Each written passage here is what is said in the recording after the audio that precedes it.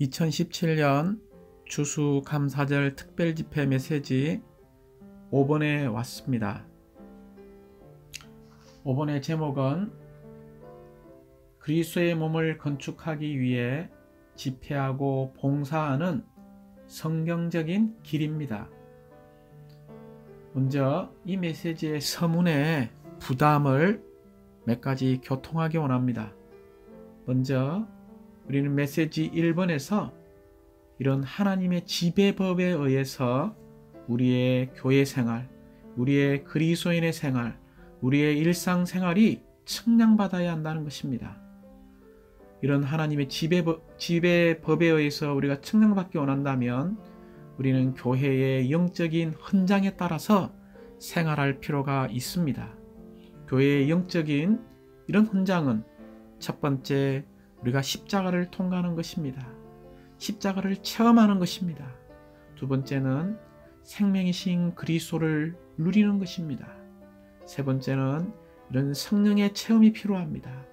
네 번째는 그리스도의 머리의 근위의 안에서 살고 행하는 것이 필요합니다. 다섯 번째는 우리는 유일하게 한 몸을 건축하는 사람이 되어야 합니다. 여섯 번째는 우리가 동료 믿는 이들을 받는 태도에 있어서 우리는 일반적이고 포용적인 사람이 되어야 합니다. 마지막 일곱 번째는 이런 하나님의 말씀이 우리의 유일무이한 이러한 표준이 될 필요가 있습니다. 그러므로 이러한 말씀이 우리에게 다만 로고스의 말씀이 아니라 우리에게 즉각적으로 말하는 기름 바름이 가득하고 빛이 가득한 이런 생명의 말씀이 될 필요가 있습니다. 또한 우리는 메시지 2번의 부담은 그리스도의 머리 되심 안에 통일되는 교회 생활을 살아야 한다는 것입니다. 우리가 하는 모든 것들, 우리의 일들, 우리의 봉사들, 우리의 가정생활들, 우리의 교회 생활들, 우리가 어떤 장소에 있든 우리의 모든 생활이 바로 그리스도의 머리 되심 안에 통일되는 생활이어야 합니다. 심지어 우리가 교회 안에서 함께 동력할 때에, 또한 동력하면서 많은 일을 할 때에 우리는 함께 결정 내리는 것들이 다 그리스도의 머리 되심 안에서 결정할 필요가 있습니다. 특별히 우리는 사탄의 목표가 이런 하나님의 우주적인 창조물의 질서를 부패시켜서 혼란시키는 것을 보았습니다. 그러나 우리가 잊지 말아야 할 것은 하나님의 영원한 의도는 그리스도 안에서 머리이신 그리스도 아래 만물을 통일하는 것입니다. 즉 이런 통일된 교회 생활 안에서 우리가 살아야 한다는 것입니다. 그러므로 우리는 교회 생활 안에서 이러한 신성한 경륜 안에 있는 신성한 분별을 지속적으로 받기 원합니다. 이러한 신성한 분별을 통해서 우리는 생명과 빛을 얻게 될 것입니다. 이런 생명과 빛에 의해 우리는 자연스럽게 머리이신 그리스도 안에 통일될 것입니다.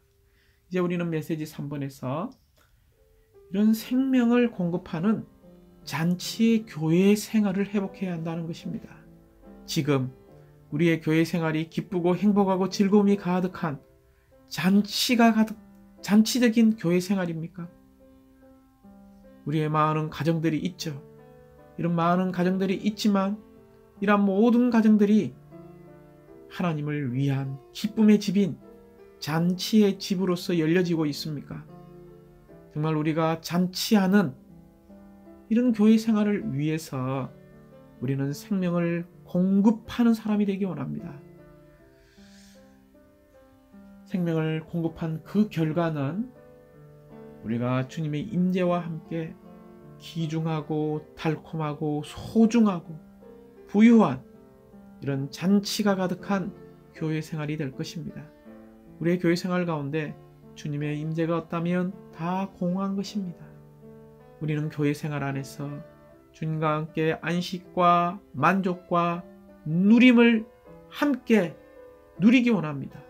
그럴 뿐만이 아니라 우리가 함께 모여서 모든 사랑하는 성도들과 함께 서로 잔치를 즐기며 서로 기쁨과 즐거움과 이런 쾌락과 영적인 시원함이 있는 누리는 곳이 되기 원합니다. 그러므로 우리는 교회 생활 안에서 서로 다른 기능들이 있다는 것을 보아야 합니다. 먼저 우리는 마르다로 대표되는 섬기는 기능이죠. 우리는 주님 안에서 다 근면하고 유능하고 활동적이고 살아있는 이러한 영 안에서 불타는 봉사를 할 필요가 있습니다. 두 번째는 나사로로 대표되는 증언하는 기능입니다.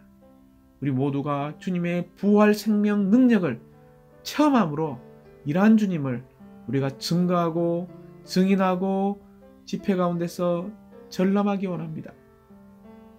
그리하여 이런 부활의 증인을 듣는 사람들이 부활에 대한 능력에 대한 새로운 느낌과 이런 부활 생명의 신선하게 나타남, 또한 이러한 참된 부활 생명이신 주님을 그들이 접촉하고 받아들일 수 있도록 증언하는 오늘날의 나사로가 되어야 합니다. 세 번째는 마리아로 대표되는 주님을 사랑하는 기능입니다. 우리의 가장 소중한 것, 최상의 것을 주님께 쏟아붓는 사랑스러운 믿는 이들이 되어서 오 하나님이 살아계신 집인 이 교회가 하나님의 향기로 하늘에 속한 향유의 향기로 가득 차야 합니다. 그러므로 우리는 교회 안에서 이런 삼각형의 지체들 마르다, 나사로, 마리아와 같은 이러한 지체들이 더 많이 일어나야 합니다. 또한 메시지 4번의 부담은 우리가 신성한 생명의 교통에 함께 참여하는 것입니다.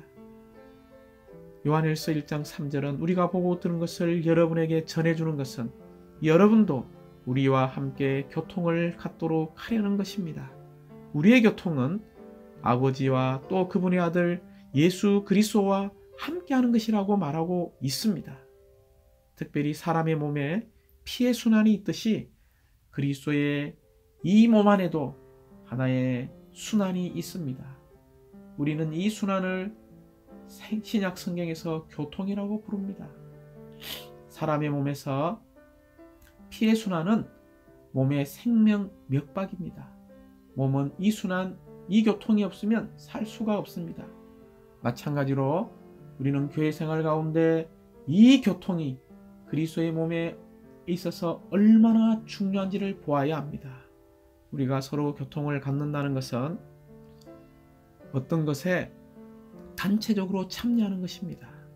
그러므로 우리의 교통은 개인적인 이익을 제쳐놓고 어떤 공동의 목적을 위해 다른 이들과 연결되는 것입니다. 신성한 생명의 교통은 신성한 생명의 결과이자 흐름인 것을 기억하십시오. 우리가 신성한 생명 안에서 살고 처신할 때 사도들의 가르침과 교통 안에서 우리가 지켜지게 될 것입니다. 또한 이러한 교통 안에서 우리는 한 목표를 위한 한 길을 함께 가게 될 것입니다. 그럴 때 우리는 주님의 몸 안에 있는 하나를 지킬 것입니다. 우리가 이러한 신성한 생명의 교통 안으로 부름받았음을 찬양합니다. 우리는 우리의 몫이신 모든 것을 포함하신 그리스도의 교통 안으로 부름받았습니다. 이 교통은 다른 것이 아니라 모든 것을 포함하신 그리스도의 살아있는 인격입니다. 이것은 우리가 이 인격과 그분의 교통 안으로 부름받았다는 것을 의미합니다.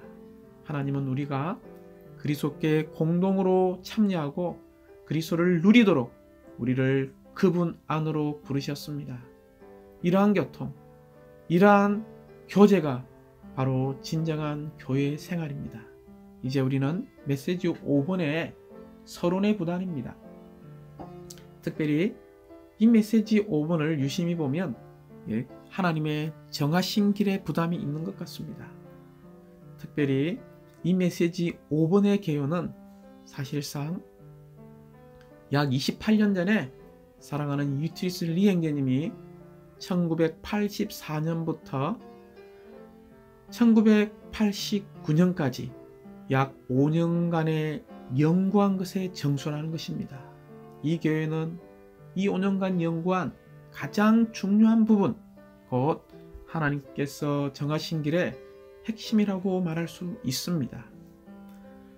우리가 어떤 활동을 하든 어떤 봉사를 하든 어떤 일을 하든 하나의 원칙이 있습니다. 그 원칙은 모든 성도들을 그리스도의 몸의 지체들이 되게 하는 것입니다.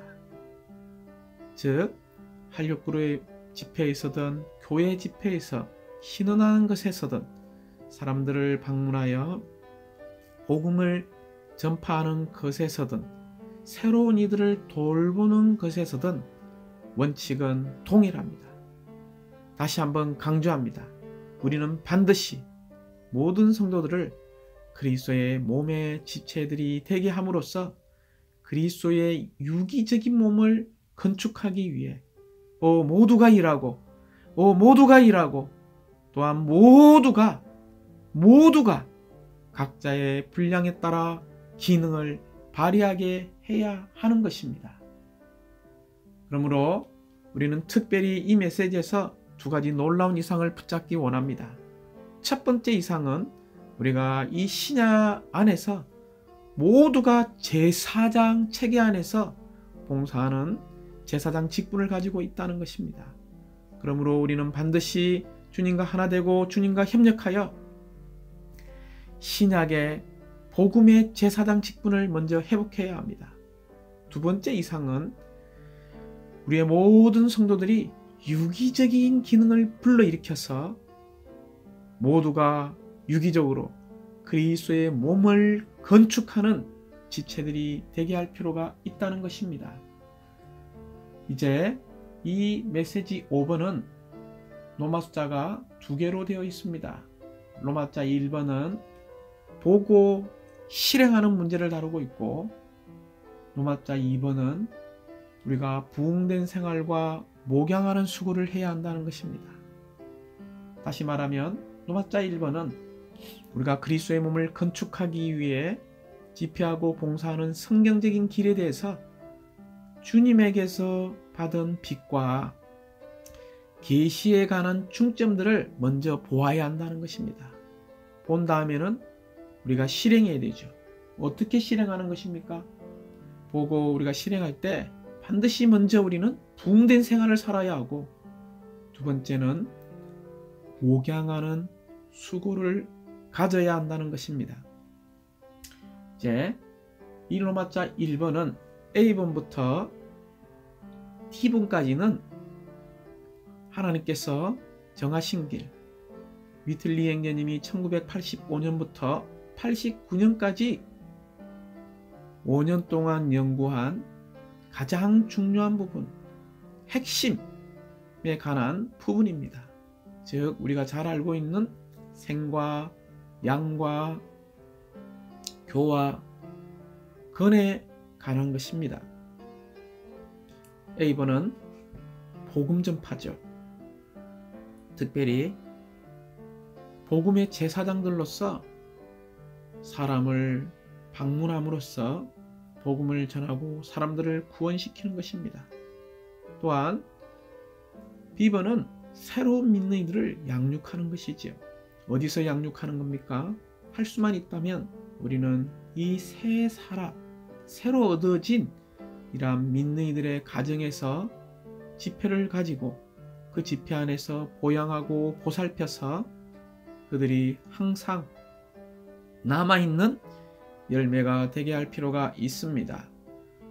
C번은 우리가 또한 그들을 남아있게 하기 위해서는 또한 주님의 손에서 유용하게 되도록 우리는 가르치고 온전케 해야 한다는 것입니다. 대부분 우리는 활력그룹 집회에서나 소그룹 집회에서 서로 교통하고 중보기도하며 서로 돌보고 목양하며 서로 진리를 가르치고 연구하며 서로 교육할 필요가 있습니다. 여기에 서로라는 단어를 붙잡기 원합니다. 상호성이 가득한 이러한 가르침과 온전함이 필요합니다. 이제 D번은 우리가 교회의 집회들에서 신원하는 것이지요. 주님을 위해 말하고 주님을 말해내며 다른 이들에게 주님을 공급하는 신원은 모든 믿는 이가 다 할 수 있고 마땅히 해야 하는 것을 우리는 가르쳐 주어야 합니다. 특별히 우리는 성경에서 낳고 양육하고 이런 가르친다는 단어들을 볼 수 있습니다. 고린도전서 4장 15절에서 바울은 나는 그리스도 예수님 안에서 복음을 통하여 여러분을 낳았습니다 라고 말하고 있습니다. 어떻게 낳았습니까? 이것은 바로 하나님의 생명을 사람들 안에 분배함으로써 그들을 낳은 것입니다. 그러나 우리가 낳은 후에는 여전히 양육이 있습니다. 요한복음 21장을 우리가 볼 때 특별히 15절에 나오죠. 베드로에게 주님은 물었습니다. 그대가 나를 더 사랑하십니까? 예, 제가 주님을 사랑한다고 이야기했을 때 내 어린 양들을 먹이십시오라고 말했습니다. 또한 데살로니가 전서 2장 7절에서 오히려 우리는 여러분 가운데서 온화한 사람들이 되어 젖을 먹이는 어머니가 자기 자녀들을 보살피는 것 같이 하였습니다 라고 말하고 있습니다. 여기에 보면 젖을 먹이는 어머니가 자기 자녀들을 보살피는 것이 나옵니다. 이것이 양육이죠. 또한 베드로전서 2장 2절에서 갓난 아기들처럼 순전한 말씀의 젖을 사모하십시오. 그래야 여러분은 젖으로 자라서 구원에 이를 것입니다 라고 말했습니다. 우리가 새로운 믿는 이들이 주님을 영접하고 새롭게 태어나면 그들을 양육할 필요가 있고 또한 그들은 양육받을 필요가 있습니다. 세 번째, 우리는 가르침이라는 단어가 나오죠. 우리가 젖을 먹이는 어머니로서 양육하고 소중하게 품기만 한 것이 아니라 우리는 아버지로서 훈계하고 위로하고 가르쳐야 합니다. 특별히 에베소서 4장 11절 12절이죠. 그분께서 직접 어떤 사람들은 사도로, 어떤 사람들은 신원자로, 어떤 사람들은 복음을 전하는 이로, 또 어떤 사람들은 목자 및 교사로 주셨습니다. 이것은 성도들을 온전하게 하기 위한 것이라고 말하고 있습니다. 여기에서의 특별히 가르침은 이러한 성도들을 온전하게 하기 위한 것입니다. 이러한 가르침을 통하여 성도들은 그리스도 안에서 자랄 뿐만 아니라 생명 안에서 성숙하게 됩니다. 특별히 이러한 가르침은 소그룹 안에서 대부분 이루어져야 합니다. 다시 한번 우리는 교통하고 중보기도 하고 돌보고 진리를 가르치고 생명이 자라도록 하는 이러한 주된 5가지 항목이 우리의 소그룹 안에서 이루어져야 합니다. 특별히 이러한 소그룹은 히브리서 10장 25절에서 말하는 것처럼 우리 자신의 모임을 포기하지 말라고 이야기하고 있습니다. 우리 자신의 모임이라는 것은 아주 유기적인 집회요, 가족적인 집회요, 서로 상호적인 교통이 가득한 이러한 집회라는 것입니다. 이러한 집회는 상호적인 가르침, 상호 배움이 가득한 이러한 집회입니다. 마지막으로 신원이라는 단어는 고린도전서 14장 31절에 나옵니다. 여기서 여러분 모두가 한 사람씩 신원할 수 있다라고 말하고 있습니다. 즉 우리는 하나님을 위해서 하나님을 말해내는 데 있어서 모든 거듭난 믿는 이들이 다 말할 수 있다는 것입니다. 특별히 하나의 부담은 우리는 각 구원받았을 때 그들을 양육하고 또한 소그룹에서 가르치고 온전케 할 때에 우리는 주 예수님의 본을 따르기 원합니다. 주 예수님은 먼저 사역의 초기에 베드로와 야고보와 요한을 온전케 했죠. 또한 주 예수님은 12제자들을 온전케 했습니다. 또한 사도행전에서 그분은 승천하기 전까지 보이지 않는 임재로 제자들을 훈련시켰습니다. 그때 120명을 얻으셨죠. 또한 사도행전 20장 20절과 31절을 볼 때에 바울행자님은 에베소서에서 복음을 전한 후에 3년간 머물며 이 집 저 집에서 밤낮으로 각 사람을 눈물로 가르쳤다라고 말하고 있습니다. 심지어 골로새 1장 28절에서는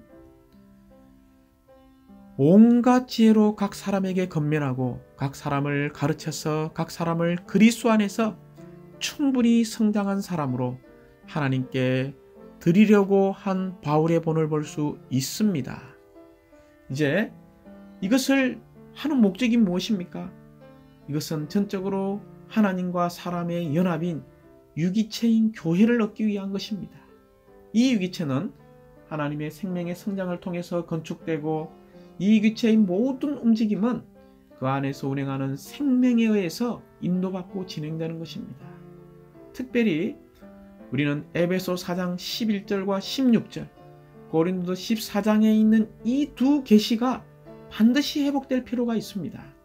에베소 4장 11절부터 16절에 있는 계시는 바로 그리스도의 몸의 유기적인 건축입니다. 특별히 여기서 은사 있는 사람들이 나오고 또 각 지체들이 나옵니다. 먼저 이 은사들은 몸 안에서 공급을 해주는 마디들로서 성도들을 온전케 합니다. 여기에 있는 각 지체는 이러한 은사들에 의해서 온전케 되어진 성도들로서 또한 몸 안에서 각자의 분량에 따라 기능을 발휘합니다. 결국 이 은사들과 각 지체들인 이 둘이 함께 더해질 때 몸이 함께 건축되고 짜이며 건축되는 것을 볼 수 있습니다. 특별히 우리는 고린도서 14장의 계시, 곧 이 신언이 바로 교회를 건축한다는 것입니다. 특별히 우리는 상호성 안에서 말하고 듣는 것으로 충만한 신언을 실행할 필요가 있습니다. 이러한 신언은 그리스도의 몸의 지체들의 영적이며 유기적인 기능을 분발시키고 교회를 온전하게 하며 건축하는 것입니다. 이제 우리가 그들을 그리스도의 유기적인 몸의 지체들이 되게 하고 이러한 신언을 통해서 교회를 건축하는 이러한 지체들을 얻기 위하여 우리는 신약의 복음의 제사장 직분을 회복할 필요가 있습니다. 특별히 신약에서 하나님의 구원받은 모든 믿는 이들이 제사장들이라는 것을 보아야 합니다. 그들 모두는 함께 우주적인 제사장 체계가 되었습니다. 신약의 이 제사장들의 주된 업무는 무엇입니까? 주된 업무는 복음을 전파하여 죄인들이 구원받도록 이끌고 그들을 영적인 희생 제물로 드리는 것입니다. 이러한 이유로 그들을 복음의 제사장들이라고 부르는 것입니다. 우리가 이러한 놀라운 주님에게서 받은 빛과 이런 계시에 관한 중점들을 보았다면, 또한 실행하기 원한다면 우리는 노마자 2번이 필요합니다. 먼저 우리는 부흥된 생활이 필요하고, 부흥된 생활 이후에는 목양하고 수고할 필요가 있습니다. 특별히 A번에 우리가 이러한 것을 보고 실행하려면 매일 부흥될 필요가 있습니다. 부흥이라는 것이 무슨 뜻입니까? 고린도후서 4장 16절을 읽어볼 때 새롭게 되는 것입니다. 즉 새롭게 되고 매일 신선해지는 부흥을 말하고 있습니다. 우리는 새로워지기 위해 매일 아침 우리의 해이신 주 예수님께서 우리 안에서 떠오르시도록 허락해드릴 필요가 있습니다. 매일 아침 또한 우리는 그리스도께서 우리의 속죄물이신 것에 근거하여 그리스도를 우리의 번제물과 화목제로 드릴 필요가 있습니다. 우리는 다만 매일 아침 해이신 그리스도께서 우리 안에 떠올라서 새롭게 되고 신선해지는 정도가 달콤한 정도까지, 더 깊이 있게 되는 정도까지 부흥될 필요가 있습니다. 매일 이렇게 새롭게 부흥되는 것은 매일 신선하게 변화되는 것입니다.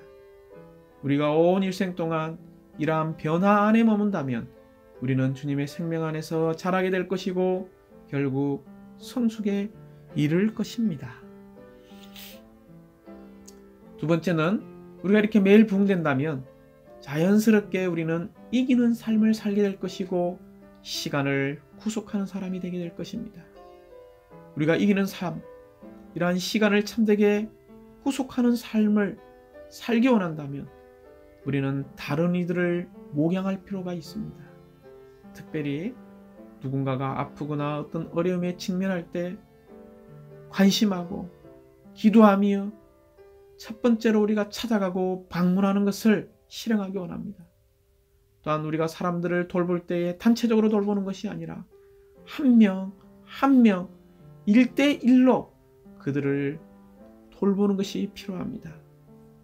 또한 우리가 봉사자뿐만이 아니라 이제 모든 형제자매들이 이제 집회 전후에 사람들을 접촉하고 그들과 교통하고 그들을 알아가는 것이 너무나 필요합니다.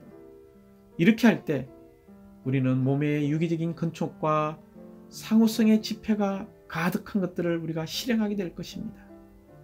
특별히 에베소서 4장 11절부터 16절에 있는 그리스도의 몸의 유기적인 건축과 고린도전서 14장 26절에 나오는 상호성의 집회가 우리 가운데서 실현되고 실행되기 위해서 결론적으로 우리는 매일 부흥되고 매일 이기는 삶을 살 필요가 있습니다.